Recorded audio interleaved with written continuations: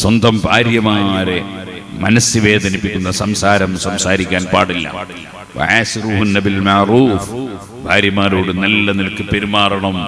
അവരെ പീഡിപ്പിക്കുന്ന ശൈലിയിലും പ്രകോപിപ്പിക്കുന്ന ശൈലിയിലും സംസാരിക്കാൻ പാടില്ല. ഇന്നലെ കോഴിക്കോട്ടൊരു സമ്മേളനത്തിൽ വെച്ച് നമ്മുടെ പ്രിയപ്പെട്ട സി മുഹമ്മദ് ഫൈസി പ്രസംഗിക്കുന്നത് കേട്ടു. ഒരു ചെറുപ്പക്കാരൻ, ആ ചെറുപ്പക്കാരൻ ഒരു സംഘടനാ പ്രവർത്തകനാണ്. ആ സംഘടനാ പ്രവർത്തകൻ അദ്ദേഹം സ്വന്തം ഭാര്യ ഒരൽപ്പം കസർത്തി സംസാരിച്ചു. നിങ്ങളൊന്നിനും കിട്ടുന്നില്ല, വിളിച്ചാൽ കിട്ടുന്നില്ല, കൃത്യത്തിന് വീട്ടിൽ രാത്രി എത്തുന്നില്ല. കുറെ സംഘടനാ പ്രവർത്തകന്മാരാകും കുറച്ചൊക്കെ അങ്ങനെ എത്താൻ കഴിയാതെ ഇരിക്കുമല്ലോ, സ്വാഭാവികമാണല്ലോ. ഇന്നിപ്പോ രാത്രി ഞാൻ എൻ്റെ വീട്ടിലെപ്പോഴെത്തുക. അപ്പൊ ഈ സാധാരണക്കാരനായ ചെറുപ്പക്കാരൻ ഭാര്യയോട് പറഞ്ഞു പോലും, എനിക്ക് സംഘടന കഴിച്ചിട്ടേ നീയുള്ളൂ എന്ന് പറഞ്ഞു. അവളപ്പം തന്നെ ഇറങ്ങിപ്പോയി. അത് തലാഖായി. അപ്പോൾ നമ്മൾ എന്ത് വേണം? നമ്മൾ ഭാര്യയോട് എങ്ങനെ സംസാരിക്കണം എന്ന് പഠിക്കണം. ഭാര്യയോട് അങ്ങനെ പറയാൻ പാടില്ല. സംഗതി സംഘടനക്ക് വലിയ പ്രാധാന്യമുണ്ട് എന്നുള്ളത് ശരിയാണ്. പക്ഷെ ഭാര്യക്ക് പെട്ടെന്ന് പറഞ്ഞാൽ മനസ്സിലാവില്ല. കല്ലിമിന്നാസബി കതിരി കൂലിയും എന്നാണ്. ഓരോരുത്തർക്കും ഉൾക്കൊള്ളാൻ പറ്റുന്ന വിധത്തിലേ സംസാരിക്കാം. ഭാര്യയോട് പറയേണ്ടത് എന്താണ്? സംഘടനാ പ്രവർത്തനം അത് വളരെ അത്യാവശ്യമാണ്. അള്ളാഹുവിന്റെ ദീനിന്റെ പ്രവർത്തനമാണ്. നിന്റെ സഹകരണം കൊണ്ടല്ലേ ഞാൻ ഇതുവരെയും പ്രവർത്തിച്ചത്. ഇനിയും നീ സഹകരിക്കും എന്ന ആ വിശ്വാസത്തിലല്ലേ ഞാൻ ഇനിയും പോകുന്നത്. നിന്റെ മനസ്സിന് വിഷമിപ്പിച്ചിട്ട് ഒരു സംഘടനാ പ്രവർത്തനം ഇല്ല കേട്ടോ എന്ന് പറഞ്ഞാൽ അവൾ ഇറങ്ങിപ്പോകുന്നില്ല. അവൾക്കും തോന്നും ഇതിന് സഹായിച്ചു കൊടുക്കണം. നേരെ മറിച്ച് സംഘടന വിട്ടിട്ടേ നിന്നെ എനിക്ക് പരിഗണനയുള്ളൂ എന്ന് പറഞ്ഞാൽ എന്നെ പരിഗണിക്കാത്ത ഭർത്താവിന്റെ കൂടെ ഞാനെന്തിനു നിൽക്കണം എന്ന മനസ്സാണ് ആ ദുർബല മനസ്സുള്ള സ്ത്രീയുടെ മനസ്സിൽ ഉണ്ടാവുക. ഇതുപോലെ നമ്മൾ കുട്ടികളോട് പെരുമാറുമ്പോൾ വളരെ നല്ല നിലക്ക് പെരുമാറണം. നിങ്ങൾ കണ്ടില്ലേ, ആയിഷ റളിയല്ലാഹു അൻഹാ നബി തങ്ങളുടെ കൂടെ ഹജ്ജിന് പോയി. ഹജ്ജ് കർമ്മം നിർവഹിച്ച് അങ്ങനെ ഇരിക്കുന്നതിനിടയിൽ ആയിഷ റളിയല്ലാഹു അൻഹയ്ക്ക് മെൻസസ് ഉണ്ടായി. ആയിഷ റളിയല്ലാഹു അൻഹ കരഞ്ഞു. അവൻ നബി സല്ലല്ലാഹു അലൈഹി വസല്ലം, എന്തിനാണ് കരയുന്നത്? നിനക്ക് അതെ മെൻസസ് ഉണ്ടായിട്ടുണ്ടാവില്ലേ? അപ്പോ ആയിഷ പറഞ്ഞു, അതെ. അതിനെന്തിനാണ് കരയുന്നത്? നബി സല്ലല്ലാഹു അലൈഹി വസല്ലം അത് വളരെ സിമ്പിളാക്കുകയാണ്. നബി തങ്ങൾ പറയാണ്, അതെല്ലാ സ്ത്രീകൾക്കും ഉള്ളതല്ലേ, അതിനെ നിനക്ക് കരയണം? പിന്നെ നീ എന്തിനു ഭയപ്പെടണം? എല്ലാ പ്രവർത്തനവും നിനക്ക് ചെയ്യാലോ. ഹജ്ജിന്റെ അമലുകൾ, അറഫയിൽ നിൽക്കാം, മിനയിൽ നിൽക്കാം, കല്ലെറിയാം, അതുപോലെ തന്നെ എനിക്ക് എന്തെല്ലാം പരിപാടിയുണ്ട് ഹജ്ജിന്, ഒക്കെ നിനക്ക് ചെയ്യാമല്ലോ. തവാഫ് മാത്രല്ലേ പറ്റൂല എന്നുള്ളൂ. വളരെ ചെറുതാക്കിയിട്ട് നബി സല്ലല്ലാഹു അലൈഹി വസല്ലം അവതരിപ്പിക്കാൻ, തവാഫ് മാത്രല്ലേ പറ്റാത്തുള്ളൂ, അതൊക്കെ ചെയ്തൂടെ? സുബ്ഹാനല്ലാഹ്. നമ്മൾ ചിലപ്പോ ഭാര്യനെയും കുട്ടി ഹജ്ജിനോ ഉംറക്കോ പോയിട്ട് അവർക്ക് മെൻസസ് ഉണ്ടായാൽ തുടക്കം തന്നെ വിവരം അറിയുമ്പോൾ തന്നെ പടച്ചവനെ സൊല്ലേ ആയല്ലോ, ഞാൻ പണ്ടി തന്നെ പറഞ്ഞു ഇനിയും കൂട്ടി വന്ന ഇടങ്ങാറാണ്. ഇങ്ങനത്തെ വർത്താനം നമ്മൾ പറയാം. അങ്ങനെയല്ലല്ലോ. വഅശ്റുഹുന്ന ബിൽ മഅറൂഫ്, സ്ത്രീകളോട് നല്ല നിലക്ക് പെരുമാറണം. അവരെ മനസ്സിന് സമാധാനവും സന്തോഷവും നൽകണം. ഖുർആനിന്റെ നിർദ്ദേശമാണ്. ഇതേപോലെ മാതാപിതാക്കൾ, അവരോട് നമ്മുടെ സാധാരണ ശൈലി ഒന്നും പറ്റൂല. ഭാര്യയോട് പറയുന്ന ശൈലി പറ്റൂല, സുഹൃത്തുക്കളോട് പറയുന്ന ശൈലി പറ്റൂല, അതുപോലെ തന്നെ ആരോട് പറയുന്ന ശൈലിയും പറ്റൂല. മറിച്ച് വഖളാ റബ്ബുക അല്ലാ തഅബുദൂ ഇല്ലാ ഇയ്യാഹ്, അല്ലാഹുവിനെ മാത്രമേ ആരാധിക്കാവൂ എന്ന അടിസ്ഥാന വിഷയം പറഞ്ഞ ഉടനെ അല്ലാഹു പറഞ്ഞത് എന്താണ്? വബിൽ വാലിദൈനി ഇഹ്സാന, മാതാപിതാക്കൾക്ക് നന്മ ചെയ്യണം എന്ന് പറഞ്ഞിട്ട് അല്ലാഹു നിർത്തിയില്ല. പിന്നെ ഇമ്മാ യബ്ലുഗന്ന ഇൻദകൽ കിബറ അഹദുഹുമാ ഔ കിലാഹുമാ, ആ മാതാപിതാക്കളിൽ രണ്ടുപേരുമോ അല്ലെങ്കിൽ അതിൽ ഒരാളോ പ്രായമുള്ളവരായാൽ, പ്രായം ഉണ്ടാകുമ്പോൾ രണ്ട് പരിഗണനയായി, ഒന്ന് ഉമ്മയാണ് അല്ലെങ്കിൽ ബാപ്പയാണ്, മറ്റൊന്ന് പ്രായമുള്ള ആളാണ്. പ്രായമുള്ളവരെ പ്രത്യേകം ബഹുമാനിക്കണം. മുസ്ലിം, മുസ്ലിമായ പ്രായമുള്ള നരച്ച വ്യക്തിയെ ബഹുമാനിക്കൽ. അതേപോലെ ഖുർആൻ മനഃപ്പാഠമാക്കിയ, ഖുർആൻ പഠിച്ച, ഖുർആനിന്റെ ആശയം പഠിച്ച ആളുകളെ ബഹുമാനിക്കൽ ഇന്ന മിൻ ഇജ്ലാലില്ലാഹ്, അത് അല്ലാഹുവിനെ ബഹുമാനിക്കുന്നതിന്റെ ഭാഗമാണ് എന്നാണ് നബി സല്ലല്ലാഹു അലൈഹി വസല്ലം പറഞ്ഞത്. അപ്പോൾ പ്രായമുള്ളവരെ ബഹുമാനിക്കണം. ആ പ്രായം ബാപ്പക്കോ ഉമ്മക്കോ ആയാലോ പിന്നെ അത് പറയേണ്ടതില്ലല്ലോ. അതുകൊണ്ട് പ്രത്യേകം ഖുർആൻ പറയാണ്, ഇമ്മാ യബ്ലുഗന്ന ഇൻദകൽ കിബറ അഹദുഹുമാ ഔ കിലാഹുമാ ഫലാ തഖുൽ ലഹുമാ ഉഫിൻ. അവരോട് അവരെ മനസ്സിന് വിഷമമുണ്ടാക്കുന്ന ഒരക്ഷരം പറയാൻ പാടില്ല, ഒരക്ഷരം പറയാൻ പാടില്ല. വലാ തൻഹറുഹുമാ, അവരോട് ഗൗരവത്തിൽ സംസാരിക്കാൻ പാടില്ല. ഗൗരവം കാണിക്കരുതിൽ, ഗൗരവത്തിൽ സംസാരിക്കാനേ പാടില്ല. അവരോട് മുഖം എറിഞ്ഞുകൊണ്ടുള്ള സംസാരം പറ്റൂല, കയർത്തുള്ള സംസാരം പറ്റൂല, ഗൗരവത്തിലുള്ള സംസാരം പറ്റൂല, ശബ്ദമുയർത്തിയുള്ള സംസാരം പറ്റൂല. വലാ തൻഹറുഹുമാ വഖുൽ ലഹുമാ ഖൗലൻ കരീമാ, മാതാപിതാക്കളോട് വളരെ വിനയാന്വിതരായി, വളരെ താഴ്മയോടെ, വളരെ മാന്യത പുലർത്തി, ആദരവ് പ്രകടിപ്പിച്ചുകൊണ്ട് സംസാരിക്കണം. വഖുൽ ലഹുമാ ഖൗലൻ കരീമാ വഖ്ഫിദ് ലഹുമാ ജനാഹ ദുല്ലി മിനർ റഹ്മ, കാരുണ്യത്തിന്റെ ചിറക് വിരിച്ചു കൊടുക്കണം അവർക്ക്. അവരെ മനസ്സിൽ എപ്പോഴും എൻ്റെ മകൻ എന്നെ കൈയൊഴിക്കൂല, എന്തായാലും എൻ്റെ ഭർത്താവ് മരിച്ചാലും ഭർത്താവ് ജീവിച്ചിരിപ്പുണ്ടെങ്കിലും അതേ എനിക്ക് ആരുണ്ടെങ്കിലും ഇല്ലെങ്കിലും എൻ്റെ മകൻ എന്നെ കൈയൊഴിക്കൂല. മകൻ വിവാഹം കഴിച്ചാലും എത്ര മക്കളുണ്ടായാലും എന്ത് ബിസിനസ് ഉണ്ടായാലും ഏത് ജോലി ഉണ്ടായാലും എന്ത് തിരക്കുണ്ടായാലും എൻ്റെ മകൻ എന്നെ കഴിച്ചിട്ടേ ബാക്കി കാര്യങ്ങൾ ഉണ്ടാകൂ എന്ന ഒരു വിശ്വാസം ഉമ്മാന്റെ മനസ്സിലും ബാപ്പയുടെ മനസ്സിലും ആർജിച്ചെടുക്കാൻ സാധിക്കണം. അതാണ് അവരോട് ഇതെല്ലാം ചെയ്താലും ബാപ്പ ഉമ്മയോടുള്ള കടപ്പാട് വിടൂല. അതുകൊണ്ട് അതിന്റെ പുറമേ അവർക്ക് വേണ്ടി പ്രാർത്ഥിക്കണം. എന്നെ കുട്ടിക്കാലത്ത് പോറ്റി വളർത്തിയവരാണ് എൻ്റെ മാതാപിതാക്കൾ. ഞാൻ അവരെ പലപ്പോഴും ഭക്ഷണം കഴിക്കാൻ വിട്ടിട്ടില്ല. ഞാൻ നോമ്പ് തുറക്കുന്ന സമയത്ത് ഉമ്മ ഭക്ഷണം കഴിച്ചുകൊണ്ടിരിക്കുമ്പോഴാണ് ഞാൻ ഞെട്ടിത്തെളിഞ്ഞ് ഉറക്കെ നിലവിളിച്ചത്. ഉമ്മ കഴിച്ചുകൊണ്ടിരിക്കുന്ന ഭക്ഷണം, ആ ഭക്ഷണം അവിടെ ഇട്ട് ഓടി വന്നിട്ടാണ് എന്നെ എടുത്ത് വാരി എടുത്ത്, എന്നിട്ട് എനിക്ക് എൻ്റെ വായിൽ ആ ഉമ്മയുടെ പാല് കുടിക്കാനുള്ള സംവിധാനം ചെയ്തു തന്ന് മടിയിലിരുത്തി, എന്നിട്ട് മെല്ലെ നേരത്തെ ആ എടുത്തു വെച്ച് കഴിക്കുന്ന ഭക്ഷണം കഴിക്കാൻ ഉമ്മ ശ്രമിക്കുന്നത്. അങ്ങനെ ശ്രമിക്കുമ്പോഴാണ് ഞാൻ ഉമ്മയുടെ മടിയിൽ സുബ്ഹാനല്ലാഹ് ഞാൻ മലമൂത്ര വിസർജനം നടത്തി വെച്ചു. അപ്പോഴും ഉമ്മ എന്നെ വലിച്ചെറിഞ്ഞിട്ടില്ല. ഉമ്മ ആ സമയത്തും എന്നോട് സ്നേഹത്തോടെ എടുത്തെന്റെ കവിൾത്തടത്തിൽ 2 ചുംബനം തന്ന് ഉമ്മ മെല്ലെ എഴുന്നേറ്റ് പോയി. പിന്നെ എന്നെ കഴുകി വൃത്തിയാക്കുന്ന തിരക്കാണ് ഉമ്മാക്ക്. അങ്ങനെ ഒട്ടാകെ കഴുകി വൃത്തിയാക്കി വീണ്ടും കൊണ്ടുവന്ന് കിടത്തിയതിന് ശേഷമാണ് നേരത്തെ കറിയൊഴിച്ചു വെച്ച പത്തിരി ഉണങ്ങിപ്പോയിട്ടുണ്ടത് ആ നോമ്പ് പൊറുക്കുന്ന സമയത്ത് ഉമ്മ കഴിക്കുന്നത്. ഇങ്ങനെയുള്ള ഉമ്മ സുബ്ഹാനല്ലാഹ്. നമ്മൾ 3-4 ദിവസം മുമ്പ് കണ്ടത് എന്താണ്? ഒരു ഉമ്മാനെ കൊടുവാളെടുത്ത് ഒരൊറ്റ കൊത്ത്, അങ്ങനെ തന്നെ കൊന്നുകളഞ്ഞു. ആര്? ഒരു മുസ്ലിം ചെറുപ്പക്കാരൻ, ഒരു മറ്റൊരു മതത്തിലുള്ളവനല്ല, നിരീശ്വരവാദിയാണെന്ന് പറയാൻ പറ്റില്ല. അല്ലാഹു അലൈഹി വകുട്ടിന്റെ സ്വഭാവം എന്താണെന്ന് എനിക്കറിയില്ല. സുബ്ഹാനല്ലാഹ്. സ്വന്തം ഉമ്മയെ കൊടുവാള് കൊണ്ട് വെട്ടി അങ്ങ് കൊന്നുകളയാണ്. എന്നിട്ട് അവൻ വളരെ യാതൊരു കുസലുമില്ലാതെ പറയുന്നത് എന്താണ്? എനിക്ക് ജന്മം നൽകിയത് കൊണ്ടാണ് ഉമ്മയെ കൊന്നുകളഞ്ഞത് എന്നാണ്. നിങ്ങളൊന്ന് ആലോചിച്ച് നോക്കൂ, മനുഷ്യന് ഇനിയൊരു അധപ്പതനം ബാക്കിയുണ്ടോ? ഈ അധപ്പതനം നമ്മുടെ മക്കൾക്ക് ഇല്ലാതിരിക്കാൻ, ഈ ഒരു അധപ്പതനത്തിൽ നമ്മുടെ മക്കൾ പെട്ടുപോകാതിരിക്കാൻ എന്ത് മരുന്നാ കൊടുക്കേണ്ടത്? അതിന് കൊടുക്കേണ്ട മരുന്നാണ് ആത്മീയ വിദ്യാഭ്യാസം എന്ന് പറയുന്നത്. ശരിയായ ഇൽമ്.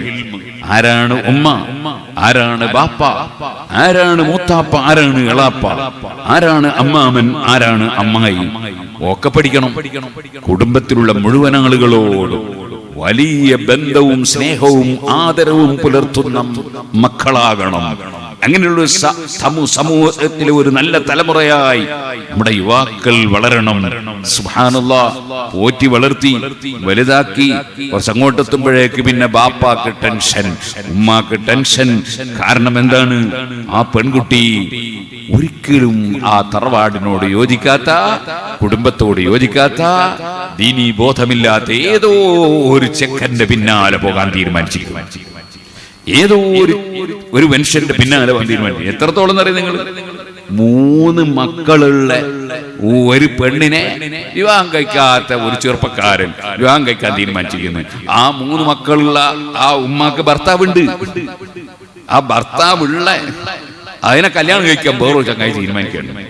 അവനോട് ആരോ ചോദിച്ചടോ, നീ എന്താണ് ഇങ്ങനെ? എനിക്കാകെ 10 or 25 വയസ്സ്, അവൾക്ക് എത്ര വയസ്സുണ്ട്? 45-50 വയസ്സില്ലേ? അപ്പൊ അവന്റെ ന്യായം എന്താണെന്നറിയോ? ഖദീജ ബീവിയെ 25 വയസ്സിൽ മുഹമ്മദ് നബി സല്ലല്ലാഹു അലൈഹി വസല്ലം വിവാഹം കഴിച്ചിട്ടില്ലേ എന്നാണ്. നിങ്ങളൊന്ന് ആലോചിച്ച് നോക്ക്. ഖദീജ ബീവി റളിയല്ലാഹു അൻഹ വേറെ ഒരു ഭർത്താവിന്റെ ഭാര്യയായി ഇരിക്കുകയാണോ നബി സല്ലല്ലാഹു അലൈഹി വസല്ലം വിവാഹം കഴിച്ചത്? ഞാൻ പറഞ്ഞു വരുന്നത്, അങ്ങനെ ഏത് തോന്നിവാസത്തിനും ന്യായീകരണം കാണുന്ന ഒരു കാലം, ഏത് തോന്നിവാസവും ചെയ്യുന്നതിന് ബാപ്പയുടെ പൊരുത്തം വേണ്ട, ഉമ്മാന്റെ പൊരുത്തം വേണ്ട, കുടുംബത്തിന്റെ അംഗീകാരം വേണ്ട എന്ന് ചിന്തിക്കുന്ന ഫ്രീഡം, സ്വാതന്ത്ര്യം എന്നതിന്റെ പേര്. സ്വാതന്ത്ര്യമൊന്നുമല്ല, മൃഗീയത എന്നാണ് അതിന് പറയേണ്ടത്. ഈ മൃഗീയതയുമായി പോകുന്ന ഒരു സമൂഹം വളരുകയാണ്. ആ വളർച്ചയിലാണ് സഹോദരന്മാര്, നമ്മൾ സാധാരണ ഈ മൂരിക്കുട്ടനെ കാണാറുണ്ട്. അത് അമ്മന്റെ മുല കുടിച്ച് ഇങ്ങനെ വളർന്ന് കുറച്ച് ആരോഗ്യം വന്ന അമ്മനെ കുത്തും, പക്ഷേ കൊടുവാളെടുത്ത് കൊത്തലില്ല. ചിലപ്പോ കുത്തിന്ന് വരും. ആ മൂരിക്കുട്ടനേക്കാൾ മൃഗത്തേക്കാൾ, കന്നുകാലികളെക്കാൾ മനുഷ്യൻ അധപ്പതിച്ചു പോകുന്നു. ആ അധപ്പതനമില്ലാതിരിക്കാൻ നമ്മൾ നമ്മുടെ കുട്ടികൾക്ക് കുട്ടിക്കാലം മുതലേ കുത്തിവെപ്പ് നടത്തണം. കുട്ടിക്കാലം മുതലേ മരുന്ന് കൊടുക്കണം. ആ മരുന്ന് നിങ്ങൾ കൊടുക്കുന്ന ഭക്ഷണമല്ല, നിങ്ങളുടെ പത്തിരിയും കറിയുമല്ല, നിങ്ങളുടെ ബിരിയാണിയല്ല, നിങ്ങൾ കൊടുക്കുന്ന ഏതെങ്കിലും ടോണിക്കല്ല. അതിന് കൊടുക്കേണ്ട മരുന്ന് അത് ശരിക്കും ഖുർആനും ഹദീസും പഠിപ്പിച്ച ശരിയായ ആത്മീയമായ അറിവാണ്. ആ അറിവുണ്ടാകുമ്പോൾ, ഞാൻ ഇന്ന് ഒരു സ്ഥലത്ത് ഒരു വീട്ടിൽ പോയി. ആ വീട്ടിൽ ചെന്നപ്പോ അവിടെ ഒരു പുതിയ വീട് താമസിച്ചതാണ്. അല്ലാഹു അവർക്ക് ബർക്കത്ത് ചെയ്യട്ടെ. ആ വീട്ടിൽ കയറിയപ്പോ ഒരു റൂമിൽ എന്നെ കയറ്റി. ഞാൻ ആ റൂം കണ്ടു. ആ റൂമിൽ ഉമ്മ കിടക്കുന്ന റൂമാണ് എന്ന് മകൻ പറഞ്ഞു. എനിക്ക് വലിയ സന്തോഷമായി. നല്ലൊരു റൂം. ആ റൂമിന്റെ മേലെ എഴുതി വെച്ചിരിക്കുന്നു, അൽ ജന്നത്തു തഹ്ത അഖ്ദാമിൽ ഉമ്മഹാത്ത്. ഉമ്മമാരുടെ കാലിന്റെ ചോടയാണ് സ്വർഗം എന്ന ഹദീസ് എഴുതി വെച്ചിരിക്കുന്നു. സുഹൃത്തുക്കളെ, ആത്മീയമായ ബോധവും ചിന്തയും അറിവുമുണ്ടെങ്കിൽ മനുഷ്യന് ഉമ്മയെ ഉമ്മയായി കാണും, ബാപ്പയെ ബാപ്പയായി കാണും, അമ്മാമനെ അമ്മാമനായി കാണും. അതിന് അറിവ് വേണം. ഇതുപോലെ അയൽവാസി കുടുംബം രണ്ടും വലിയ വിഷയമാണ്. വേറൊരു സ്ഥലത്ത് സൂറത്തുൽ ലുഖ്മാനിൽ അല്ലാഹു പറഞ്ഞില്ലേ, വഇൻ ജാഹദാക അലാ അൻ തുശ്രിക ബി മാ ലൈസ ലക ബിഹി ഇൽമുൻ ഫലാ തുതിഉഹുമാ വസാഹിബുഹുമാ ഫിദ് ദുനിയ മഅറൂഫാ. നിന്റെ അച്ഛനും അമ്മയും നിന്നെ ഇസ്ലാം എന്ന് രാജിവെക്കാൻ വേണ്ടി നിർബന്ധിക്കുന്നു. സുബ്ഹാനല്ലാഹ്. കാരണം അച്ഛനും അമ്മയും മുസ്ലിമല്ല, ഇവൻ മുസ്ലിമാണ്, ഇവൻ ഇസ്ലാം എന്ന് സ്വീകരിച്ചിട്ടുണ്ട്. ബാപ്പയും ഉമ്മയും അച്ഛനും അമ്മയും പറയുന്നു നീ ഇസ്ലാം എന്ന് രാജിവെക്കണം, അല്ലെങ്കിൽ അച്ഛനും അമ്മയും പറയുന്നു നീ കള്ളുകുടിക്കണം, അല്ലെങ്കിൽ നീ വ്യഭിചാരം നടത്തണം, അല്ലെങ്കിൽ നീ കളവ് നടത്തണം, അല്ലെങ്കിൽ കളവ് പറയണം, അല്ലെങ്കിൽ ചീത്ത വിളിക്കണം, അല്ലെങ്കിൽ ലോകത്ത് പ്രശ്നങ്ങൾ സൃഷ്ടിക്കണം, നീ തീവ്രവാദിയാകണം, ഭീകരവാദിയാകണം, അല്ലെങ്കിൽ നീ ആക്രമികാരിയാകണം, നീ വർഗീയവാദിയാകണം. ഇങ്ങനെ തെറ്റായ കാര്യങ്ങൾ അച്ഛനും അമ്മയും നിർബന്ധിച്ചാൽ ഖുർആൻ പറയാണ് ഫലാ തുതിഉഹുമാ, അത് നിങ്ങൾ അനുസരിക്കേണ്ട കേട്ടോ. കാരണം പടച്ചവനെതിരായിട്ടുള്ള ഒരു കാര്യത്തിൽ ആരെയും അനുസരിച്ചുകൂടാ. പടച്ചവനെ അവഗണിച്ചുകൊണ്ട് പടച്ചവനെതിരായിട്ട് ഒരാളെയും അംഗീകരിക്കാൻ പറ്റില്ല. ഫലാ തുതിഉഹുമാ. സുബ്ഹാനല്ലാഹ്. ചില മുതഅല്ലിമീങ്ങൾ ചിലപ്പോൾ ഫോൺ ചെയ്തിട്ട് ചിലപ്പോൾ പറയലുണ്ട്, എന്താണ് ഉസ്താദെ, ഇതാ ഞാൻ ഈ ദർസിന്ന് പോകാൻ വിചാരിച്ചു, അതിന് ഉസ്താദ് സമ്മതിക്കില്ല, പൊരുത്തക്കേട് ഉണ്ടാവുന്ന പറയാം. എന്തിനാ മോനെ നീ അവിടുന്ന് പോകുന്നത്? ചിലപ്പോ അവിടെ പഠിക്കുമ്പോ ഹറാമായ പ്രവർത്തനങ്ങൾ പലതും ചെയ്യേണ്ടി വരുന്നു, അല്ലെങ്കിൽ നിർബന്ധിക്കപ്പെടുന്നു. അതുകൊണ്ട് ഞാൻ വല്ല സ്ഥലം മാറാന്ന് വിചാരിക്കുകയാണ്. ഉസ്താദ് പറയുന്നത് പൊരുത്തക്കേട് കിട്ടുമെന്ന്. ഇല്ല, അതുകൊണ്ട് പൊരുത്തക്കേടൊന്നും കിട്ടൂല. ആ കുട്ടി അവിടുന്ന് ഹറാമ് ചെയ്യാതിരിക്കാൻ വേണ്ടി ആ ദർസിന്ന് മാറുകയാണെങ്കിൽ പൊരുത്തക്കേട് കിട്ടൂല. ആ കുട്ടീനെ അവിടെ തന്നെ നിർത്തിയാൽ ഉസ്താദിന് പൊരുത്തക്കേട് കിട്ടും തിരിച്ച്. ഈ പൊരുത്തക്കേട് തന്നെ അങ്ങനെ അങ്ങാടിയിൽ നിന്ന് വാങ്ങുന്ന സാധനമൊന്നുമല്ല. അത് അല്ലാഹു തആല തന്നെയാണ് എല്ലാ സംഗതിയും കൊടുക്കുന്നവൻ. വൽ ഖദരി ഖൈരിഹി വശരിഹി മിനല്ലാഹി തആല എന്ന് വിശ്വസിക്കുന്നവരാണ് മുസ്ലിം. അപ്പൊ ഞാൻ പറഞ്ഞു വന്നത്, എവിടെയും അല്ലാഹുവിനെതിരായിട്ട് ആരെയും അനുസരിക്കേണ്ടതില്ല. ഫലാ തുതിഉഹുമാ വസാഹിബുഹുമാ ഫിദ് ദുനിയ മഅറൂഫ. പക്ഷേ നിങ്ങൾ അച്ഛനല്ലേ അമ്മയല്ലേ, അവര് ആ തെറ്റായ കാര്യത്തിന് നിർബന്ധിച്ചാൽ വഴങ്ങണ്ട. പക്ഷെ അവരോട് പെരുമാറ്റം അച്ഛൻ എന്ന നിലക്ക് തന്നെ ആദരവോടെ പെരുമാറണം. അമ്മയോട് അമ്മ എന്ന നിലക്ക് ആദരവോടെ പെരുമാറണം. നിങ്ങൾ കണ്ടില്ലേ, അസ്മാ ബീവി റളിയല്ലാഹു അൻഹ ചോദിച്ചില്ലേ നബി തങ്ങളോട്, ഇതാ നബിയേ എന്റെ അമ്മ വന്നിരിക്കുന്നു, വഹിയ മുശ്രിക. ആ അമ്മ ഇസ്ലാം മതം സ്വീകരിച്ചിട്ടില്ല. ആ അമ്മ ബഹുദൈവാരാധകയായ സ്ത്രീയാണ്. ഫഅസ്ലുഹാ, അമ്മയോടുള്ള ബന്ധം ചേർത്ത് ഞാൻ അമ്മക്ക് വല്ലതും കൊടുക്കണോ? നബി തങ്ങൾ എന്താ പറഞ്ഞത്? സിലിഹ, അമ്മയോട് അമ്മ എന്ന ബന്ധം ചേർക്കണം. അവളെ മതം നോക്കണ്ട. ഇസ്ലാമിൽ വർഗീയതയില്ല. ഇസ്ലാം ലോകത്തെ ഏറ്റവും വലിയ മാനവികത പഠിപ്പിച്ച മതമാണ്. ഓ സുഹൃത്തുക്കളെ, ഇപ്പൊ ഞാൻ പറഞ്ഞു വന്നത്, അതേ മാതാപിതാക്കൾ അവർ ഇസ്ലാമിന്റെ കഠിന വിരോധികളായാൽ പോലും അവരോടുള്ള മാതാപിതാവ് എന്ന ബഹുമാനവും ആദരവും പ്രകടിപ്പിക്കണം. അങ്ങനെയല്ലേ? അപ്പൊ മാതാപിതാക്കൾ എന്ന് പറഞ്ഞാൽ വലിയ സംഗതിയാണ്. കുടുംബം എന്ന് പറയുന്നത് വലിയ സംഗതിയാണ്. ആ ബോധമുണ്ടാകാൻ ആത്മീയ വിദ്യാഭ്യാസം നേടണം. ആ ആത്മീയ വിദ്യാഭ്യാസം നേടുമ്പോഴാണ് കളവ് പറയാൻ പാടില്ല, ചതിക്കാൻ പാടില്ല. മുസ്ലിമിനോടും കളവ് പറയരുത്, അമുസ്ലിമിനോടും പറയരുത്. ആരെയും ചതിക്കരുത്. മുസ്ലിമിനെയും ചതിക്കരുത്, അമുസ്ലിമിനെയും ചതിക്കരുത്. അതേപോലെ വാക്ക് ലംഘിക്കാൻ പാടില്ല. ആരോടും വാക്ക് ലംഘിക്കാൻ പാടില്ല. വളരെ കൃത്യമാണ് ഇസ്ലാമിന്റെ കാഴ്ചപ്പാടുകൾ. എല്ലാം കൃത്യമാണ്. അങ്ങനെ ആത്മീയമായ വിദ്യാഭ്യാസം, ഈ വിദ്യാഭ്യാസം നൽകപ്പെടുന്ന ചെറിയ, വളരെ ചെറിയ അറിവ് നൽകപ്പെടുന്ന സ്ഥലമാണ് മദ്രസ. മദ്രസയിൽ നിന്ന് കുട്ടികൾ നേടുന്നത് പ്രാഥമികമായ ചെറിയ അറിവാണ്. ആ മദ്രസ അൽഹംദുലില്ലാഹ്, ഈ സ്ഥാപനത്തിന്റെ കീഴിൽ മദ്രസ നടക്കുന്നുണ്ടെന്ന് ഞാൻ മനസ്സിലാക്കും. മദ്രസ നടക്കുമ്പോ കുട്ടികൾക്ക് ആത്മീയമായ അറിവ് കൊടുക്കുന്ന മദ്രസയാകണം. അല്ലാതെ ഒരാള്, ഒരു ഉസ്താദ് വേറൊരു ഉസ്താദിനെ കുറ്റം പറയാ, അല്ലെ ഒരു പണ്ഡിതൻ വേറൊരു പണ്ഡിതന്റെ ഗീബത്ത് പറയാ, അങ്ങനെയൊന്നുള്ള മദ്രസയാൽ കുട്ടികൾക്ക് അതും ഗുരുത്വം ഉണ്ടാവില്ല. കുട്ടികൾ നന്നാവില്ല. മറിച്ച് ആരെയും കുറ്റം പറയാതെ എപ്പോഴും സയ്യിദന്മാരെ ആദരിച്ച്, ആലിമീങ്ങളെ ബഹുമാനിച്ച്, പ്രായമുള്ളവരെ ബഹുമാനിച്ച്, അങ്ങനെ നല്ല കാര്യങ്ങൾ മാത്രം കുട്ടികൾക്ക് പഠിപ്പിക്കുന്ന മദ്രസകൾ വേണം. ആ മദ്രസകളിൽ കുട്ടികൾ പഠിച്ചാലും ഒരു പ്രാഥമികമായ അറിവേ അവർക്ക് നേടാൻ കഴിയും. അതും അവരുടെ ചെറിയ ചെറിയ മനസ്സുള്ള കാലമാണ്. അവർക്കൊരു എട്ടും പൊട്ടും തിരിയുന്ന സമയം വരുമ്പോ, അതേ ഒരു 7ാം ക്ലാസ് കഴിയുമ്പോ, ഒരു സെക്കൻഡറിയിലേക്ക് കടക്കുമ്പോ അതൊരു പ്രത്യേക ജംഗ്ഷനാണ്. അത് കഴിഞ്ഞ് 10ാം ക്ലാസ് കഴിയുമ്പോ ഒന്നുകൂടി ഒരു ഉയർന്ന വിശാലമായ ഒരു ജംഗ്ഷനാണ്. അവിടെ എത്തുമ്പോഴാണ് എന്റെ രക്ഷിതാക്കളെ, നിങ്ങൾക്ക് ബോധമുണ്ടാകേണ്ടത്, എന്റെ മകനെ എനിക്ക് അതാ ഒരു ഭാഗത്ത് അക്കാഡമിക് വിദ്യാഭ്യാസം കൊടുക്കണം. അതേ സമയത്ത് തന്നെ അവന് ദീനിന്റെ അറിവ്, ഖുർആൻ പഠിപ്പിച്ച സംസ്കാരം, ഹദീസ് പഠിപ്പിച്ച സംസ്കാരം, ദീനിന്റെ അറിവ് എന്റെ മകന് കിട്ടണം, എന്റെ മകൾക്ക് കിട്ടണം. ഇങ്ങനെ ഒരു ബോധം മുസ്ലിം രക്ഷിതാക്കളുടെ മനസ്സിൽ ഉണ്ടാകണം. അങ്ങനെ ഒരു ബോധം കുട്ടികളെ മനസ്സിലുണ്ടാക്കി ഒരു ദർസിൽ കൊണ്ടുപോയി ചേർത്താൽ, ദർസ് കോളേജ് എന്നൊക്കെ പറയുന്ന ഉസ്താദുമാര് കുട്ടികളെ വളർത്തുന്ന ദർസ് കോളേജ് എന്നൊക്കെ പറഞ്ഞാൽ ഇത് മദ്രസ പോലെയല്ല. മദ്രസ വെറും ഒരു ക്ലിനിക്ക് പോലെ മരുന്നും വെച്ച് വിടുന്ന പരിപാടിയാണ്. ആകെ അത്ര സമയം ഉണ്ടാവുകയും. അതേ സമയത്ത് ദർസ് അങ്ങനെയല്ല, മറിച്ച് ശരിക്കും ഐസിയു കിടത്തിയുള്ള ചികിത്സയാണ്. ഓരോ മുതഅല്ലിമും നിസ്കരിക്കുമ്പോൾ കാലെവിടെ വെക്കുന്നത്? സുജൂദിൽ കാല് പൊക്കി വെക്കുകയാണോ? അല്ല, കാല് ശരിക്കും തന്നെ വെക്കുന്നുണ്ടോ? അതേപോലെ തന്നെ സുജൂദ് ചെയ്യുമ്പോൾ നെറ്റിന്റെ മേലെ മുടിയുണ്ടോ, അല്ലെ തലയെക്കെട്ടുണ്ടോ? തലയെക്കെട്ട് ടീമിലായാലും പറ്റൂല കേട്ടോ, ഒരു മുടിക്കാരെ മാത്രം പറഞ്ഞിട്ട് കാര്യമില്ല.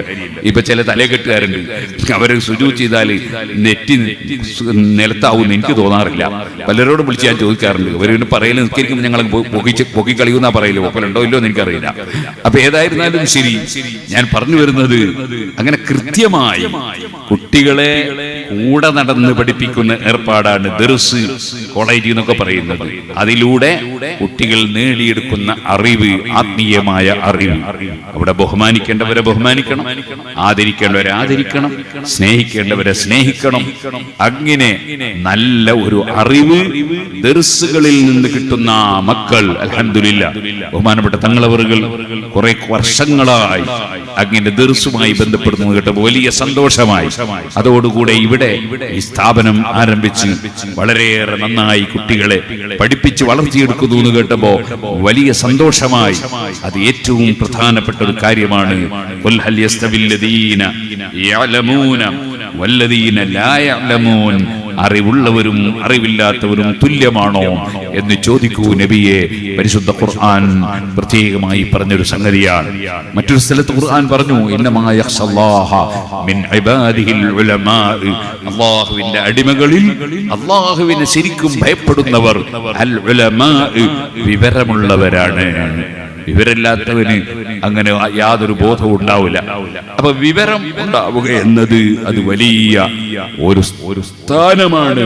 മനുഷ്യന്റെ ഏറ്റവും വലിയ ബഹുമാനം അറിവ് കൊണ്ടാണ്.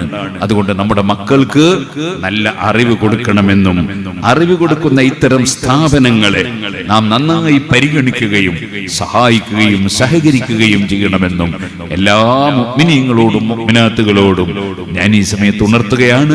നീട്ടി സംസാരിക്കുന്നില്ല. അങ്ങകലെ ഇന്ന് അൽഹംദുലില്ലാഹ് എനിക്കൊരു നല്ല ദിവസമാണ്.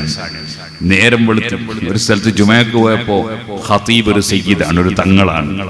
അവിടെ നിന്ന് ഇറങ്ങി പിന്നെ ഞാൻ പോയത് ഒരു സയ്യിദിന്റെ വീട്ടിൽ താമസിക്കുന്ന ഒരു പുതുതായി താമസിച്ച ഒരു വീട്ടിലാണ്. അവിടെ നിന്ന് ഇറങ്ങി ഞാൻ വരുമ്പോ ഞാൻ കുമ്പോൽ സയ്യിദന്മാരെ ഒന്ന് കാണണം എന്റെ മനസ്സിലാഗ്രഹമുണ്ടായിരുന്നു. കാരണം കുമ്പോലിൽ വേദന പോകുമ്പോ അവിടെയുള്ള ബഹുമാനപ്പെട്ട കുഞ്ഞിക്കോയത്തങ്ങളെയും അരക്കോയത്തങ്ങളൊക്കെ കാണണമെന്ന് ആഗ്രഹിച്ചു. അങ്ങനെ ഞാൻ ചേവാറിൽ അവിടെ എത്തിയപ്പോ ഞാൻ ഒരാളെ കണ്ടു. അദ്ദേഹത്തോട് ചോദിച്ചു തങ്ങളെ പറ്റി. അപ്പൊ പറയും തങ്ങൾ ഇപ്പൊ ഇവിടെ വരും എന്ന് പറഞ്ഞു. അപ്പൊ ഞാൻ വണ്ടി നിർത്തിയിട്ട് കാത്തു നിന്നു. അപ്പൊ ബഹുമാനപ്പെട്ട കുഞ്ഞിക്കോയത്തങ്ങൾ അവിടെ വന്നു. ഞാൻ തങ്ങളെ കണ്ടു ദുആ ചെയ്യാൻ വേണ്ടി പറഞ്ഞു. അത് കഴിഞ്ഞ് അങ്ങനെ അവിടെ നിന്ന് ഇങ്ങോട്ട് വന്നു. അവിടെ നിന്ന് ഇങ്ങോട്ട് വന്നപ്പോ ഇവിടെ എത്തിയത് ഒരു തങ്ങളെ വർക്ക് തന്നെയാണ്. ഈ പരിപാടി ഒരു തങ്ങളെ പരിപാടിയാണ്. ഇനിയിപ്പോ പോകുന്നത് കുമ്പോല് അറബി തങ്ങളെ പരിപാടി എന്ന് പറയുന്ന പരിപാടിക്കാണ്. ഇങ്ങനെ ഇന്ന് എനിക്ക് തങ്ങന്മാരുമായിട്ടുള്ള ഒരു ബന്ധം അല്ലാഹു തആല എന്താണ് അങ്ങനെ കണക്കാക്കിയെന്ന് എനിക്കറിയില്ല. സയ്യിദന്മാരുമായിട്ടാണ് ഇന്നത്തെ ദിവസം. അതുകൊണ്ട് എനിക്ക് വലിയ സന്തോഷമുള്ള ദിവസമാണ് എന്ന് പറഞ്ഞത്. അഷ്റഫുൽ ഖൽഖ് സല്ലല്ലാഹു അലൈഹി വസല്ലം തങ്ങളുടെ പേരമക്കൾ, നബി തങ്ങളുടെ കുടുംബങ്ങൾ. ജമാഅത്ത് ഇസ്ലാമിക്കാർ പറയുന്നുണ്ട് അങ്ങനെ പേരമക്കളൊന്നുമില്ല, അള്ളാഹുവിന്റെ റസൂലിന് അങ്ങനെ പേരമക്കളൊന്നുമില്ല, ഒക്കെ വെറുതെ പറയാണ് എന്ന് പ്രബോധനം പറയുന്നുണ്ട്. തങ്ങന്മാരെ കൈപിടിച്ച് ചുംബിക്കല്ല വേണ്ടത്, ആ കൈ ഛേദിച്ച് കളയുകയാണ്, അതിന് വെട്ടിക്കളിയാണ് വേണ്ടത് എന്നും പ്രബോധനത്തിൽ ജമാഅത്ത് ഇസ്ലാമിക്കാരെ എഴുതി വെച്ചിട്ടുണ്ട്. ഇതേപോലെ മുജാഹിദിന്റെ ശബാബ് വാരികയിലും പറഞ്ഞിട്ടുണ്ട് എന്ത് തങ്ങള് അങ്ങനെ തങ്ങളൊന്നുമില്ല എന്ന് പറഞ്ഞിട്ടുണ്ട്. ഇതൊന്നും യഥാർത്ഥ മതം അല്ല. അതെല്ലാം ദീനിനെ പൊളിക്കാനുള്ള ചില ഏർപ്പാടുകളാണ്. അതിലൊന്നും മുസ്ലിമീങ്ങൾ പെട്ടുപോകാൻ പാടില്ല. അഷ്റഫുൽ ഖൽഖ് സല്ലല്ലാഹു അലൈഹി വസല്ലമ തങ്ങൾ തന്നെയാണ് സയ്യിദന്മാരുടെ ബഹുമാനം നമുക്ക് പഠിപ്പിച്ചത്. അല്ലാഹുവിന്റെ റസൂൽ വെറുതെ പഠിപ്പിച്ചതല്ല, ഖുർആൻ പഠിപ്പിച്ചിട്ടാണ്. അതേ ഖുൽ ലാ അസ്അലുക്കും അലൈഹി അജ്റൻ ഇല്ലൽ മവദ്ദത ഫിൽ ഖുർബാ, നബിയെ പറയൂ ഞാൻ നിങ്ങളോട് പ്രതിഫലമൊന്നും ചോദിക്കുന്നില്ല, ഇല്ലൽ മവദ്ദത ഫിൽ ഖുർബാ, എന്റെ കുടുംബത്തെ സ്നേഹിക്കണമെന്ന് മാത്രം. ഇത് ഖുർആൻ തന്നെ പഠിപ്പിച്ചതാണ്. അതുകൊണ്ടാണ് ഇമാം ശാഫിഈ റളിയല്ലാഹു അൻഹു യാ അഹ്ല ബൈത്തി റസൂലില്ലാഹി ഹബ്ബുകും ഫർദുൻ മിനല്ലാഹി ഫിൽ ഖുർആനി അൻസലഹു കഫാകും മിൻ അളീമിൽ ഖദ്രി അന്നകും മൻ ലം യുസല്ലി അലൈക്കും ലാ സലാത ലഹു. ഓ നബി കുടുംബമേ, നിങ്ങളെ സ്നേഹിക്കൽ നിർബന്ധമാണ്. ഖുർആൻ പഠിപ്പിച്ചതാണ്. നിങ്ങളെ ബഹുമാനം എന്ത് പറയാനാണ്? ഞങ്ങൾ നിസ്കരിക്കുന്ന സമയത്ത് നിങ്ങളുടെ പേരിൽ സലാത്ത് ചൊല്ലിയില്ലെങ്കിൽ അല്ലാഹുമ്മ സല്ലി അലാ സയ്യിദിനാ മുഹമ്മദ് വഅലാ ആലി സയ്യിദിനാ മുഹമ്മദ്, അങ്ങനെ നബി തങ്ങളെ കുടുംബത്തിന്റെ പേരിൽ സലാത്ത് ചൊല്ലിയില്ലെങ്കിൽ ലാ സലാത്ത ലഹു, അവന് പരിപൂർണമായ നിസ്കാരമില്ല. അങ്ങനെ അല്ലാഹു തആല സ്ഥാനം നൽകിയവരാണ് നിങ്ങൾ എന്ന് ഇമാം ശാഫിഈ റളിയല്ലാഹു അൻഹു പാടിയത് കാണാം.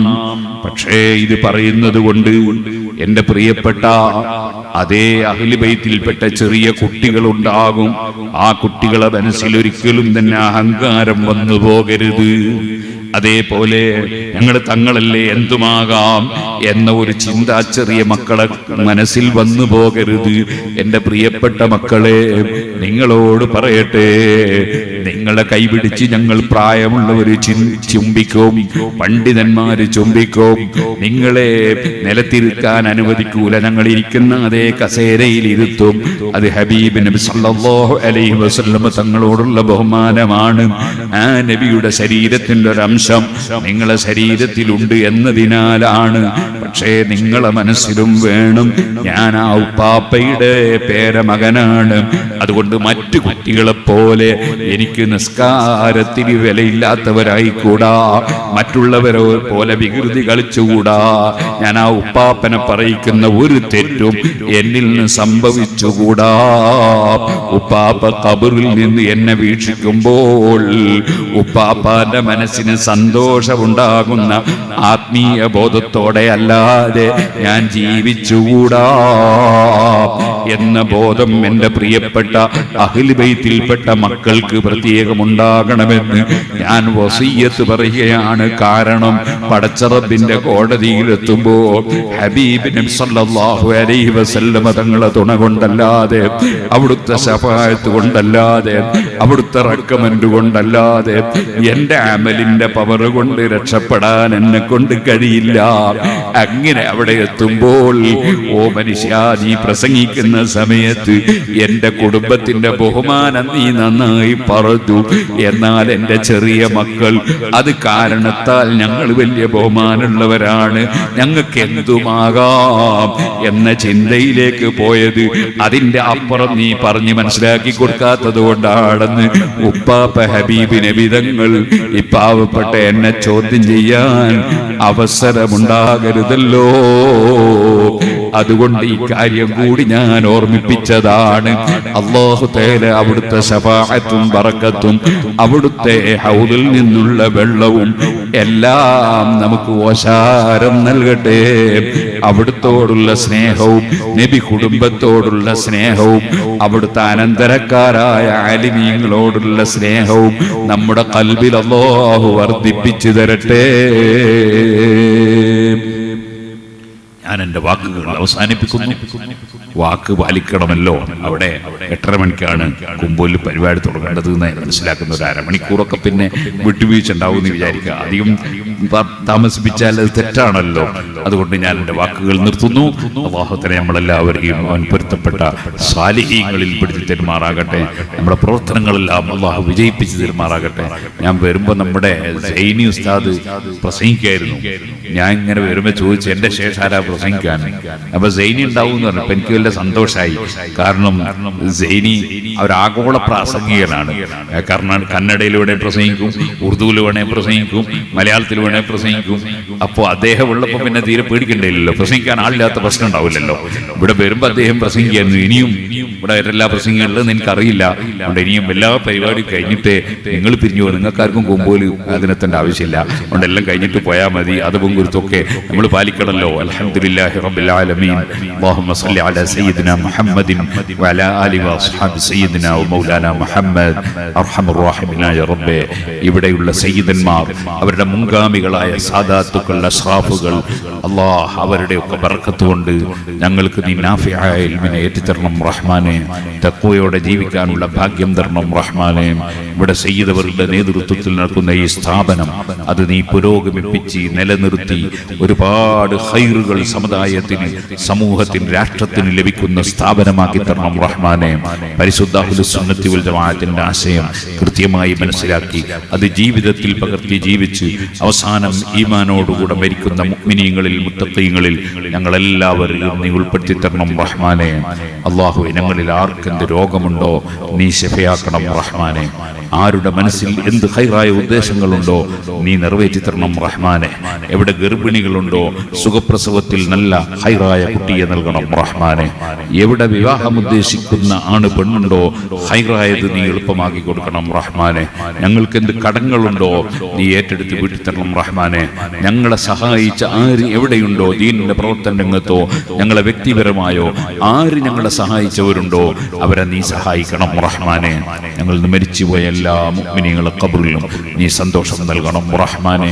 സിറാജുൽ ഹുദക്ക് വലിയ സഹായം നൽകിയ ഓർക്കാട്ടിരി കുഞ്ഞുമ്മദ് ഹാജി, ഞാൻ ദുബായിൽ പോകുന്ന സമയത്ത് കുറെ കൊല്ലങ്ങളോളം അദ്ദേഹത്തിന്റെ റൂമും കാറും ഒക്കെ ഉപയോഗിച്ചതാണ്.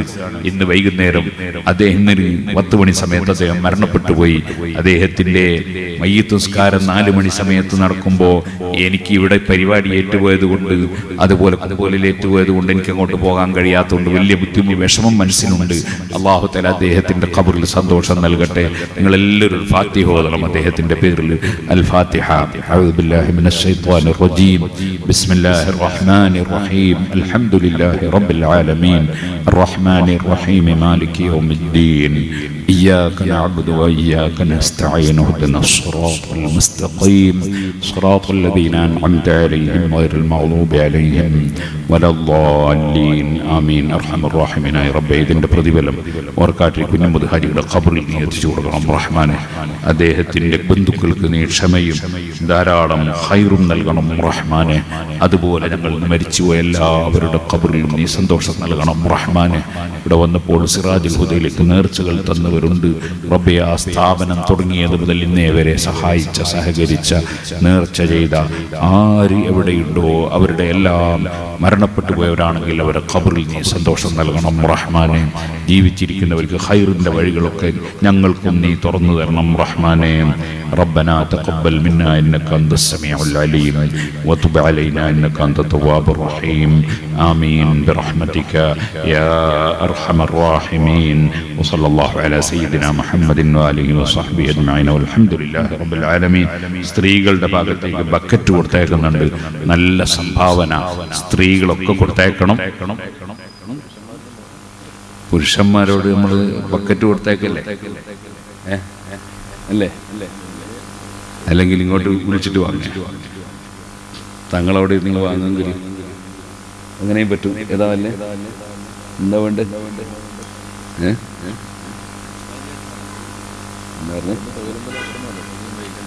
ആയിക്കോട്ടെ നിങ്ങൾ തങ്ങളെ കൈ കൊടുത്താൽ മതി. അല്ലെങ്കിൽ ബക്കറ്റ് കൊടുത്തേക്കാം. അതിൽ കൊടുത്താൽ നല്ല സംഭാവന എല്ലാവരും കൊടുക്കണം. ഈ സ്ഥാപനങ്ങൾ നടത്തുന്നവർക്ക് അതിൻ്റെ ബുദ്ധിമുട്ട് അറിയുള്ളൂ. എനിക്ക് നന്നായിട്ട് അറിയാവുകൊണ്ടാണ് പറഞ്ഞത്. സിറാജുൽ ഹുദ ഒരു മാസം നടത്തുന്ന 90 ലക്ഷം രൂപ വേണം. അപ്പോൾ നിങ്ങളെപ്പോലത്തെ ആൾക്കാർക്കൊക്കെ സഹായിച്ചിട്ടാണ് നടത്തുന്നത്. അവിടെ എല്ലാവരും സഹായിച്ചു കൊടുക്കണം. തങ്ങളെ എല്ലാവരും ശക്തിപ്പെടുത്തണം. അല്ലാഹു തആല ഖബൂൽ ചെയ്യട്ടെ. എല്ലാവരോടും ദുആ കൊണ്ട് വസിയത്ത് ചെയ്യുന്നു. അസ്സലാമു അലൈക്കും വറഹ്മത്തുള്ളാഹി വബറകാതുഹു.